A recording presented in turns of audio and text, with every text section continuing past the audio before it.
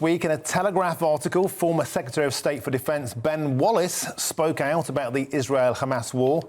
Not only did he compare the conflict to the actions of the IRA, but he has been slammed by critics for potentially stoking anti-Semitism. Well, joining me now is former British Army Commander Colonel Richard Kemp, who's been very critical of Mr. Wallace. Colonel Kemp, it's always a pleasure to have you on the show. So, Ben Wallace's comments, what's your take on them? Thank you. It's a pleasure to join you as well. I think Ben Wallace has made a pretty outspoken attack against the IDF, the way they're conducting the war in Gaza. In particular, he's accused them of disproportionate attacks, of indiscriminate attacks, of collective punishment.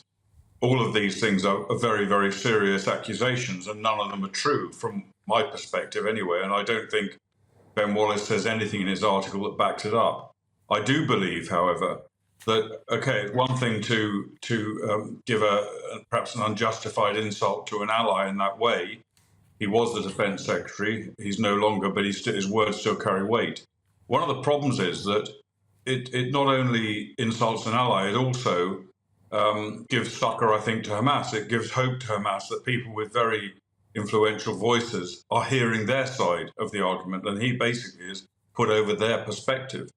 And even more seriously than that, perhaps in the UK, accusations of this sort, which are false, help to fuel anti-Semitic attacks against Jews. We've already seen far too much of this on the streets of London, protests, pro-Hamas, anti-Israel protests. And many Jews, certainly Jews that I know, living in increased state of fear because of it. And for a former defence secretary to say that these people are right in their characterisation of Israel as war criminals just fuels that. And you also took umbrage with the fact he compared the situation in Gaza to the situation in Northern Ireland during the Troubles. And of course, you're a highly decorated serving member of the armed forces during that period of British history. Why was he wrong on that point too? Well, it's an entirely different situation. There is absolutely no comparison between Gaza and Northern Ireland. Just one reason for that is that Northern Ireland was always part of the UK. It was under UK police and military and security jurisdiction permanently. It never wasn't. There was always a security force presence in Northern Ireland. And that, of course, although the campaign was very difficult, it wasn't like fighting a foreign country. And fighting a foreign country is exactly what Israel's doing in Gaza. Israel left Gaza in 2005. Since then, it's been developed with a military capability equivalent to a foreign country. And the second thing I think is that the IRA, he suggests that Israel should be focusing on building hearts and minds inside Gaza so as not to fuel the support for Hamas, and compares the situation in Northern Ireland to that. Very, very different situation. The IRA never had the overwhelming support of the nationalist community in Northern Ireland. In Gaza, Hamas has the absolutely overwhelming support of the vast majority of the total population.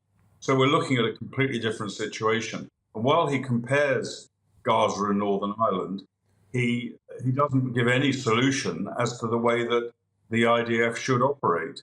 And this is very common among people who are critical of Israel, and everyone's got a right to be critical of Israel, and many people should be critical of Israel. I am in some respects.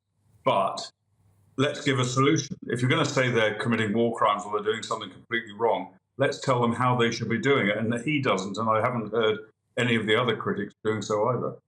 And Colonel Kemp, considering the gravitas of these comments, do you think Mr. Wallace owes an apology to Israel and indeed to the British Jewish community? I don't know whether an apology will make any difference now. I think the damage has been done. It will be seized on. It has been seized on by many people. I just think it's grossly irresponsible, and I think that he should be more careful of what he says in the future. And that goes not just for him, but for other commentators as well. And I even extended, although Rishi Sunak, for example, and David Cameron have both been supportive of Israel in this war, they've also made some criticisms such as, or not criticisms, but observations such as Israel should adhere to the laws of war, Israel should try to minimize civilian casualties. Now, they're doing that already, and both Cameron and Sunak know that. They know very well that's the case, and they say this to appease their anti-Israel constitutions, electorates rather, constituents. But it is also damaging because saying that suggests that it is true and again, fuels anti-Semitic hate in Britain. OK, we have to leave it there. Thank you very much, Colonel Richard Kemp, for joining us on the show with your full and frank words. Always appreciated.